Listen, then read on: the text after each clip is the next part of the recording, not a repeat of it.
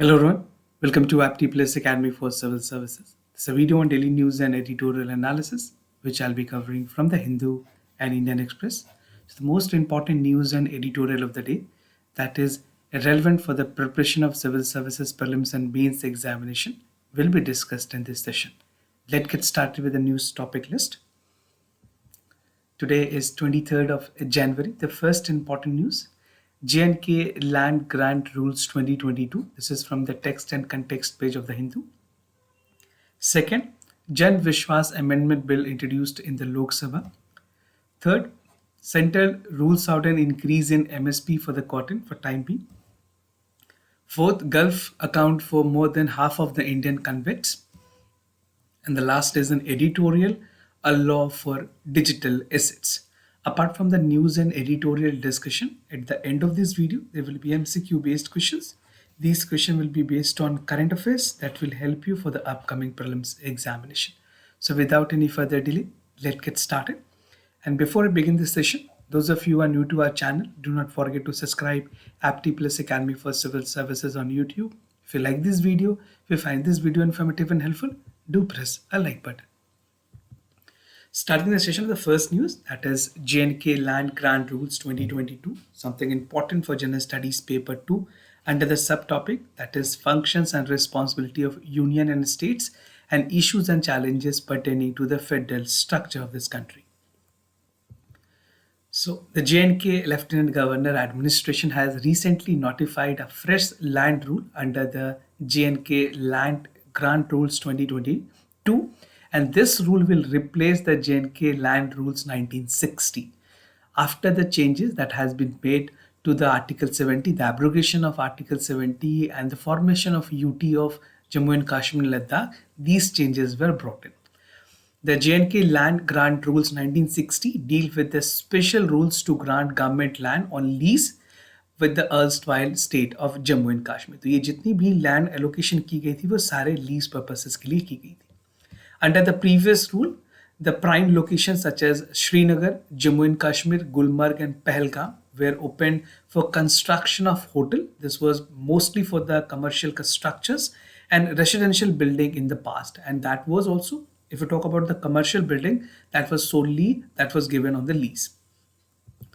Now, what is the purpose of the new land law that the government has brought in?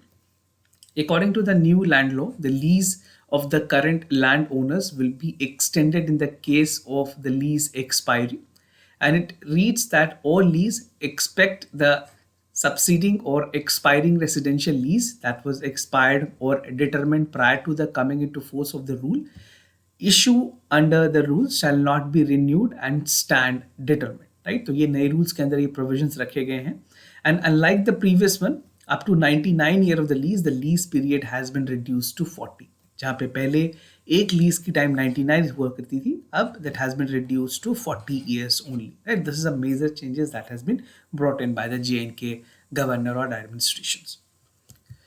Now the latest LG administration plan for lease, the expert committee will enlist all properties with lease and that will be ended, and it will be again e-auction on a fresh basis, and the rule opening bidding for any person legally competed under the section 11 of the Indian Contract Act of 1872. Now the rules deems to a person of an entity in a default government revenue account, and the government under the J&K Land Grant Act of 1960 and the government convicted under any individual suppose convicted under the Prevention of Money Laundering Act are not eligible to be the part of the auction process, the new auction process that the government will brought. And looking into the eligibility part for the lease rights, so who all are the eligible for lease right in the J&K after the amendment? So the LG administration has diversified the use of land on lease to education purposes, healthcare, agriculture, tourism, skill development, development of traditional art and craft, culture and languages. The land can be leased for hydroelectric projects, stadiums, playground, gymnasium and other recreational purposes. It also includes the provision of self-employment for the housing purposes. Ex-servicemen, war widows, and the family of martyrs will be those who have sacrificed their life in the line of duty will also be provided with the lease. And in first, the land could also be used for the facilities of the migrant worker, building and construction worker as well. Now, immediate impact of the amendment. The new rule has hundred of properties open for the fresh auctions where outsider could also participate, which was not possible before the statehood that was there in the JNK. After the abrogation of Article 370 and the formation of UT of JNK and Ladakh, now this has been possible. The government has not yet released the list of properties where the lease has ended. This is supposed that has to be released from the office of the governor, office of the UT, you can say Lieutenant Governor की तरफ से यानी है. The impact will be of great significance in tourist hotspot of Gulmarg, where 56 hotel out of 59 lease expired currently. Similarly, the properties in Pahalgam, Srinagar and Jammu's Patni Top will go for auction very soon. Now, oppositions ने क्या कहा है इस government के decision के इस move को लेकर के. So the biggest party in the JNK is a national conference, and its vice president, Mr. Omar Abdullah, has termed it's unfortunate and aimed at settling the outsider. This is what their statement is, because this is definitely they would never wanted people residing from other area of the country to come up in JNK. Now, he said that the first right of this lease property belongs to one who is already settled there. And Kashmir's two trader bodies, that is Jammu Kashmir Hotelier Club, that is JKSC, and the Chamber of Commerce and Industries Kashmir, has said that JNK economy would come to grinding halt and urge the LNK, basically जो LG की office है, उनसे कहा है कि वो पूरे decision को reconsider करे, and if required, they should make the changes. Now, moving to the other news, Jan Vishwas Amendment Bill introduced in Lok Sabha, something important for General Studies Paper 2, under the subtopic that is the government policies and intervention for the development of various sectors and issues arising from its design and implementations. Recently, the Union Minister for Commerce and Industries has introduced Jan Vishwas Amendment Bill that was introduced in the Lok Sabha, and the bill seeks to decriminalize minor offences to promote ease of business, right? The bill was later referred to the Joint Committee for both houses of the Parliament. The government has also strived towards ease of living. Now, what is the aim of this bill? The bill has been brought in to shed the baggage of antiquated laws that has adversely impacted the development trajectory of the country, and even as well as to increase the ease of doing business and ease of living. So this is the main rationale behind the government intention to brought in with this bill. The bill seeks to decriminalize minor offences to promote ease of doing businesses. Now, 183 provisions of the bill seeks to amend across 42 acts that has been administered by 19 ministries of the government of India, right? So this is what the bill is. And 31 member of the Joint Committee of the Parliament to study the proposed legislation. The bill looks to decriminalize the minor offences, and it envisages the rationalization of monetary penalty depending upon the gravity of the offences. Now, the other news, Center rules out an increase in the MSP for the cotton, something important for General Studies Paper 3 under the subtopic that is Indian economy and issues related to planning, mobilization, resource growth and development. The cotton farmers in several states have demanded an increase in the minimum support price of the crop. In response to the demand, the union government has said that it is watching the cotton production scenario and will decide accordingly. As per the Union Textile Ministry, the domestic price of the cotton right now is higher than what is the MSP for the compared to other MSP that was there. Now, the demand from the farmer is that the government should immediately increase the MSP price because the profit sharing for the farmers is not that high. The MSP for the staple cotton की अगर बात करें, MSP for the medium staple cotton for 2022 and 23 Kharif season is 6080 quintal, right? And though the farmer said that the cotton got priced much higher than the MSP, it was inadequate given to rise of the price of inputs such as pesticides, seeds and fertilizers. Now, given the increased input cost, the MSP should be at least 10,000 a quintal. This is what the demand is. In Maharashtra, some farmer has even got 12,000 a quintal. So there's again disparity among the states. Even for the big states like Maharashtra, they are going to high number, and for lower states, the smaller states, the number is again low. About MSP, the minimum support price assures what is MSP? It assures the farmer of the fixed price of their crop well above the production's cost. They cannot be demanded as a matter of right. MSP is not a legal right which is lenders, but even it is only the government policy as a part of administrative decision making. The center currently has MSP for 23 crops, and the price that is fixed for the MSP is given by the recommendations, that is based on the recommendations that is given by the CACP, that is the Commission for Agriculture Cost and Prices. Now, cotton cultivation in India. Cotton is one of the most important fibers and a cash crop that plays a dominant role in Indian industries and agriculture sector. In India, there are 10 major crop growing, which are divided into 3 zones. Agar North zone ki baat kare, there are 3 zones: North zone, Central zone, and South zone. In North zone, it consists of Punjab, Haryana, Rajasthan. और Central zones में मध्य प्रदेश, महाराष्ट्र आती है. और South zone में there are 3 important states, mostly 4: Andhra Pradesh, Telangana, Karnataka, and Tamil Nadu. India is the largest cotton producer in the world, and India cotton productions of 360 lakh bales account for around 25% of the total global cotton production. So ये कुछ important points हैं which you can use even in mains examination. The factual information might be relevant there. Now looking into the map part, the top 10 cotton producing states. These are the cotton producing states which include Punjab, Haryana, Rajasthan, Gujarat, Maharashtra, Karnataka, Andhra Pradesh, Telangana, and Madhya Pradesh. Now, cotton crop estimation. This is for 1920. So data is a year old. So these are the state bifurcations. All India, it was 354.5. And in 2018-19, it was 312. This is followed by the state. The highest number is backed by Gujarat. And the lowest among all this is from the Tamil Nadu. That is 5.0. Now, the Gulf account for more than half of the Indian convicts, something important for General Studies paper 2, that is India and its neighborhood relations.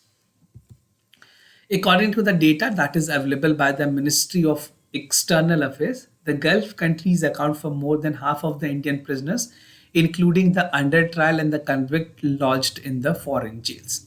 As per the data by the ministry, it says that 8,441, that is approximately of 8,500 Indian, include women's, are lodged in the foreign jail from 69 countries, right, in connections with the various offenses which range from murder to domestic violence.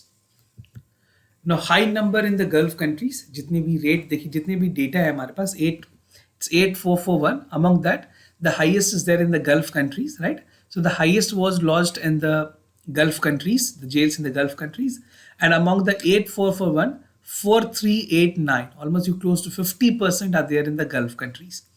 Now, around 1,858 prisoners are launched in the prisons of United Arab Emirates, that is UAE, and which account for highest number of Indian convicts in the foreign countries, followed with Nepal, 1,222.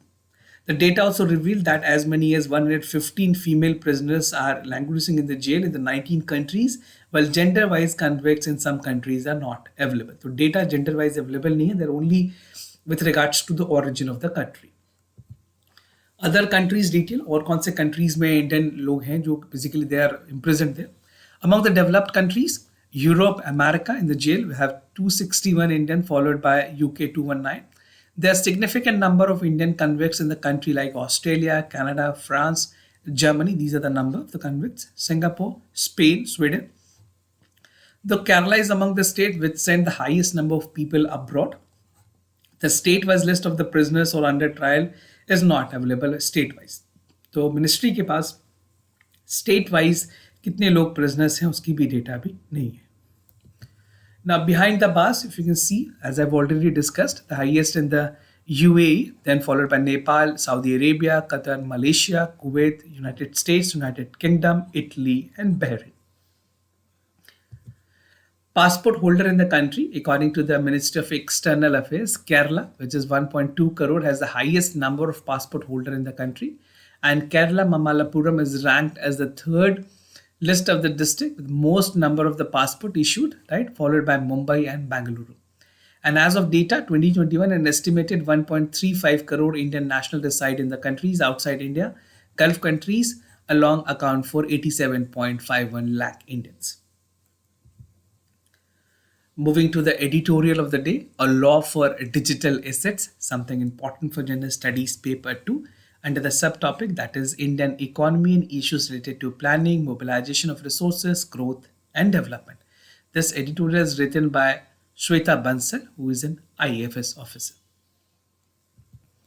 Now, what are the issues and theme under this editorial? First, talking about the theme. The theme of this article is about the regulations of digital assets, and some of the important issues include RBI stand on the virtual digital assets, intervention that is required from the government end, FATF की क्या guideline है उसके बारे में देखेंगे, preventions of money laundering act provisions and the way forward. The recent G20 Finance Tract discussion has placed the regulations for virtual digital assets, जिसे VDA भी कहते हैं, and to curb the financial crimes such as money laundering and terror financing as a priority. तो G20 की meeting India में हो रही है. India is the president of G20 at current, which has hold the G20 presidency in December and will continue till November 2023, right? So this is a time and this is a platform where India is pitching for, to curb the menaces of money laundering and terror financing as priority. The Union Ministry for Home Affairs has also hosted No Money for Terror conference, and this conference concluded with a commitment from 93 participant nations to end all kind of financing for terror, including through the use of emerging technologies such as VDA, that is virtual digital assets. Now RBI की क्या stand है video को लेकर के virtual digital assets की अगर बात करें, the RBI Deputy Director has highlighted the difficulties in regulation of virtual digital assets given the lack of reliable data on the VDA transaction. So this is again an important loopholes, and even if you can expect a mains question on this part. तो mains में आपसे सवाल पूछे जा सकते हैं कि virtual digital assets की क्या क्या कॉन्सिक्वेंसेस हो सकती है लॉन्गर रन में और करंट में क्या क्या प्रॉब्लम्स है. This allowed the bad actors to engage in an unchecked transactions and defaulters for investor, and even one of the erstwhile largest VDA is exchange FTX. Now कुछ ऐसे interventions जो ज़रूरत है गवर्नमेंट के एंड से. In a short term, the viable approach for India is to taking the industries and investor into confidence, allowing the anti-money laundering authorities visible on the virtual digital assets transactions. तो जो gravity है हमें वो बढ़ाने की जरूरत पड़ेगी. And even for the regulation part the power need to be there with the anti money laundering agencies, the power to impose control upon them and prosecute in the event of any kind of misuse. The FATF guideline, that is the Financial Action Task Force guideline on virtual asset transaction, is a case of point which has been adopted by the various jurisdictions which include European Union, Japan and Singapore as well. Now there's FATF guideline, the Financial Action Task Force की guideline की अगर बात करें, they call for licensing and registration requirement for extensive reporting and record keeping of the obligations under the virtual digital asset service provider. And such obligations is like the travel rules जो है that require service provider to record the originator and beneficiaries account, transactions amount देखने की जरूरत है, purpose क्या है transactions की, and पूरे वायर ऑफ ट्रांसफर की जो क्रोनोलॉजी है to understand the nature and what is the rationale behind should be there. The customer due diligence obligations, which include verifying the customers and beneficiaries identified, should be concluded with all transaction effect of 1,000, right? 1,000, कोई भी $1,000 से ऊपर हो रही, then the transaction should be taken up. The FATF guideline also require the virtual digital asset service provider to perform enhanced due diligence obligations when the transaction is within the higher risk countries. Now, Preventions of Money Laundering Act. Currently, the Prevention of Money Laundering Act does not apply to virtual digital industry. This is again the limitation that is there, and which is again being used as a tool by the terrorist organization and also aiding the terror financing. The government has made power to notify designated business or professions as a reporting entity under the PMLA and issues notifications that classify VDA services provided as a designated business. As a reader, players in the media industries could be obliged to report offshore transactions subject to regulations of sites. Now, if you look into the way forward part of it, it's a virtual first steps towards India's vision for creating trustees corridors for tech innovation in like-minded countries. Now, with Digital Data Protections Bill and Digital India Act in the pipeline, India as a digital business which will soon have a coherent right to responsibility framework and operate within it. And it is a time that the regulatory framework should be strengthened. जो virtual digital assets की industries है उसमें innovations की ज़रूरत है, regulations की ज़रूरत है, and also provided with more supervisory power to the law enforcement agencies which is responsible and even ऐसे टेक्नोलॉजी फ्लरिश जो कर रही है जो रिस्पॉन्सिबल है इन तरह की चीज़ों की, उसे हमें कर्ब करने की ज़रूरत है. That is the initial requirement from the government and the institution involve in curbing all this problems, right? So there is a oversight and regulation is required in terms of virtual digital assets. Moving to the MCQ questions of the day. Before I proceed, just to tell you the answers of yesterday questions. For first question, the correct option is C. For second question, also the correct option is C. Today's MCQ for practice. Like Dictionia was recently seen in the news. This is known as the earliest living animal. Was found in which of the following locations? Bhimbetka, Ellora Cave, Ajanta Cave, or Elephanta Cave. So do check it out for the correct options. Moving to the second question of the day, consider the statement about Mk1 Arjuna tank. It has been indigenously designed and developed and manufactured by CVRD and DRDO. The project Arjuna main battle tank was started by DRDO in 1972. So do check it out for the correct option. This type of question might be relevant for the upcoming prelims examination. This was all about for the daily news and editorial analysis, followed by the MCQ questions. If you have any other concern, you can let me know. I'll be more than happy to assist you. For time being, I'm signing off. Thank you so much for watching this video.